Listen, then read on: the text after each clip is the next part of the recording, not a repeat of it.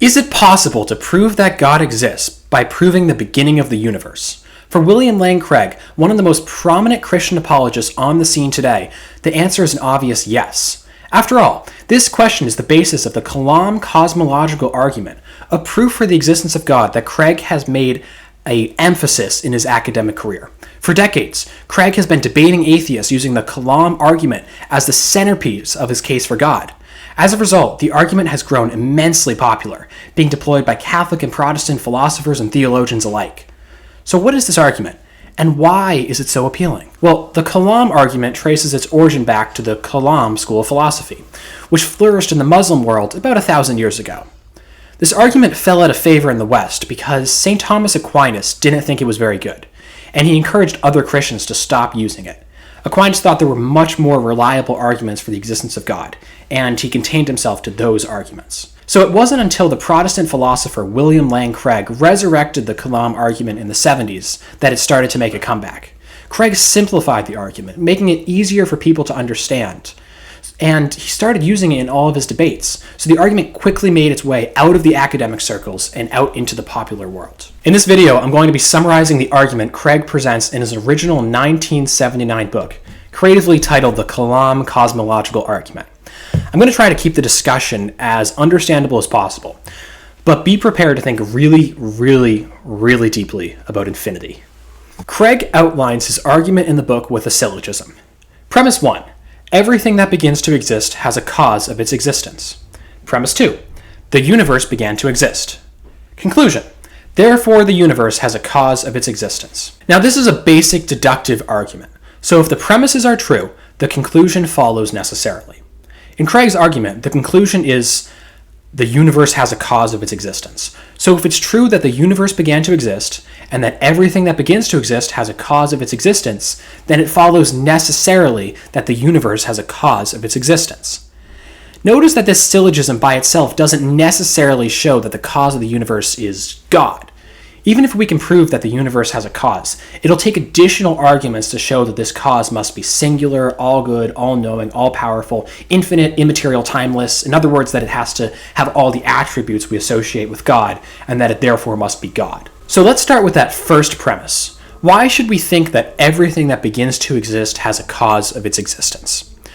Craig doesn't really spend a lot of time on this one, because he believes it to be super, super intuitive. While Craig takes almost 80 pages to defend the second premise in his argument, the first premise only gets about, 8 pages. It's really brief. Craig's reasoning is that most people already accept the truth of the first premise instinctively, so there isn't really a need of a long philosophical defense of it. As he says in his book, the first premise is so intuitively obvious, especially when applied to the universe, that probably no one in his right mind really believes it to be false. Craig doesn't venture a full defense of the first premise because he thinks that if the first premise were false and things could begin to exist without a cause for them beginning to exist, then it would violate the ancient philosophical principle that out of nothing, nothing comes, or ex nihilo nihil fit. So unless we want to say that something can come from absolute nothing, then we should agree with the first premise.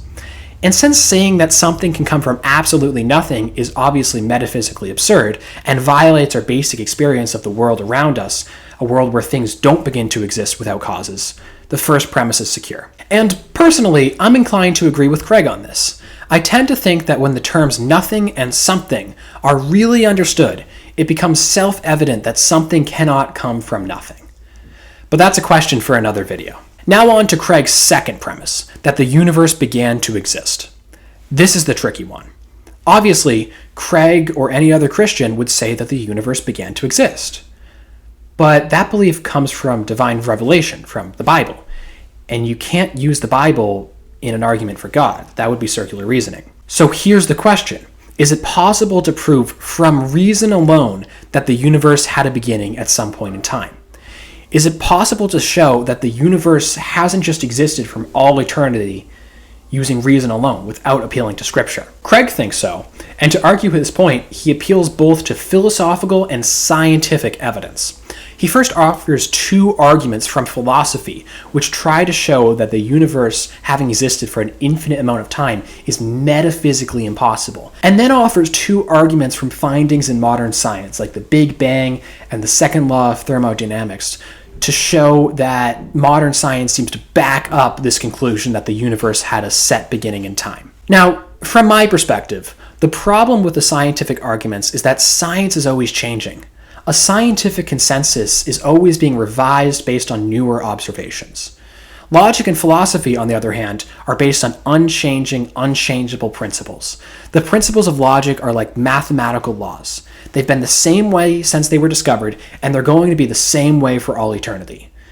This means that the philosophical arguments give us a level of clarity that scientific arguments can't. Because of this, I tend to prefer arguments based on philosophy and logic to ones based on empirical sciences. So I'm going to focus on Craig's philosophical arguments. After all, if it's true that it's metaphysically impossible for there to be an infinite past, then it 100% follows that the second premise is true. So let's look at those philosophical arguments Craig gives for why the universe can't have existed for an infinite amount of time. Like I said, there's two of them. The first goes like this. Premise 1. An actual infinite cannot exist. Premise 2. An infinite temporal regress of events is an actual infinite. Conclusion. Therefore, an infinite temporal regress of events cannot exist. That term actual infinite is important here. Craig distinguishes between a potential infinite and an actual infinite. As far as I can tell, a potential infinite is exactly what it sounds like. If a thing isn't infinite, but it has an infinite number of potentials, we call it a potential infinite. This is probably a lot easier to see with examples. Let's say I have a stack of books. If I carefully balance them, in theory I could keep on adding book after book after book after book to that tower of books. There's no intrinsic limit to how tall the tower of books can be. The book stack is potentially infinite. It could always be bigger and bigger and bigger and bigger, but at no point is it ever actually infinite. An actual infinite, on the other hand, is exactly that. It's a set of infinitely many things, all existing at once. Craig's argument is that while we can talk about what an actually infinite thing would look like in mathematics, it is impossible for an actually infinite set of things to exist in the real world. The reason why is that Craig sees a lot of seemingly absurd scenarios resulting when we try to place an actual infinite in the real world.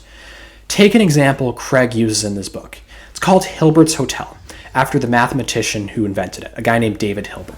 Imagine a hotel where every room is full. If someone shows up at the front desk asking to stay in the hotel, he'll be told he can't, since there's no room in the hotel. Now imagine you have a hotel with an infinite number of rooms, but that every room is still full. In this scenario, if someone came to the front desk and asked to stay in the hotel, he could, even though every room in the hotel is occupied. How's that, you ask? Well, the manager at the front desk could just move the guy in room 1 to room 2, and the guy in room 2 to room 3, and the guy in room 3 to room 4 ad infinitum, and that would clear up room 1. He found room for a new person without kicking anyone out of the hotel, even though the hotel was jam-packed before. If you had an infinitely large hotel in the real world, then even if every room was full, the hotel could always take in more guests and give them a room. This seems really counterintuitive. So let's move on to another example. Imagine a library with an infinite number of books, and each book has a number on it, and each number is only used once. So you have book number 1, book number 2, etc. What happens when you go to put another book on the shelf? You can't give it a new number because every number is taken. There's an infinite number of books.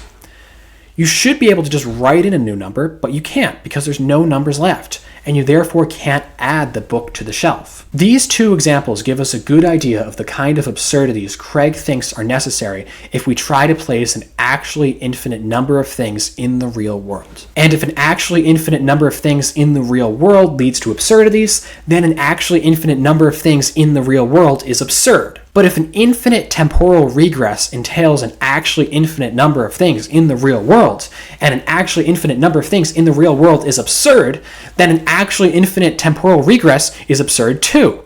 And if that's the case, the universe had a beginning. Now, just quickly, I want to turn to the other philosophical argument that Craig gives for the world having a beginning. Craig outlines it like this. Premise 1. The temporal series of events is a collection formed by successive addition. Premise 2. A collection formed by successive addition cannot be an actual infinite. Conclusion. Therefore, the temporal series of events cannot be an actual infinite. Let's skip the jargon on this one. What Craig's saying here is that even if an actually infinite number of things could exist in the real world, it's impossible to get an actually infinite number of things by adding one at a time. If I wanted to have an infinitely high stack of books, I can't get there by adding one book 1 second, another book the next second, another book the next second, and on and on and on and on. There will always be another book I could add to the collection, and if there's another book I could add to the collection isn't infinite. Now think about what this means for us. In order for us to exist at this moment in time, other moments of time had to come before us. If there were an infinite number of moments of time before this one, then the universe would have had to traverse an infinite number of moments to get here. It would have had to stack an infinite number of moments on top of each other, like a book on top of another book on top of another book. And since that's impossible, Craig argues that there can't have been an infinite number of moments before this one. This is some pretty heady stuff, for sure. But if it's the case that philosophy shows the universe had to have a beginning, and that everything that has a beginning has a cause, then the universe had a cause. So why should we think that this cause is God? Well, remember that this cause is the cause of the entire universe. And if the universe is defined as all space, time, matter, and energy, and the cause of a thing must be outside the thing it's causing, then the universe must be outside of all space, time, matter, and energy. That means that it must be immaterial and timeless. And since the only immaterial things that have causal power are minds, then this thing must be a mind. And since to bring something out of nothing, you must be really, really powerful, this thing must be really, really, really powerful. You could also say all-powerful, but we'll get to that in a second. And unless we beg the question of what's causing this thing, we have to say that this thing doesn't have a beginning in time, because everything that has a beginning in time has a cause. That was the whole point of the first premise. This allows us to say that this cause must be itself uncaused. Now, putting on my Aristotelian cap for a second, I would argue that something which is uncaused also has to be purely actual. And something which is purely actual is also infinite, changeless, all-good, all-knowing, all-powerful, perfectly simple, and the source and sustainer of all that is. And I think that there's good arguments to show that. But Craig doesn't go in that direction, so I'm going to save that for a topic for another time. So to recap, the Kalam Cosmological Argument suggests that the philosophical proofs for the beginning of the universe show that the universe must have a divine cause, that the cause of the universe must have the attributes we typically associate with God, and that it therefore must be God. Now, if you've watched this far, I feel obliged to let you know that I'm not personally sure what I think of this argument. I've come across arguments and objections to the Kalam saying it doesn't work and that maybe it isn't compatible with certain attributes of God, like divine omnipotence. I personally prefer arguments like Aquinas' proofs for God, which I think are much more solid philosophically, even if they're not as popular today. But whatever you think of this argument, I hope you've enjoyed watching this video summary, and God bless.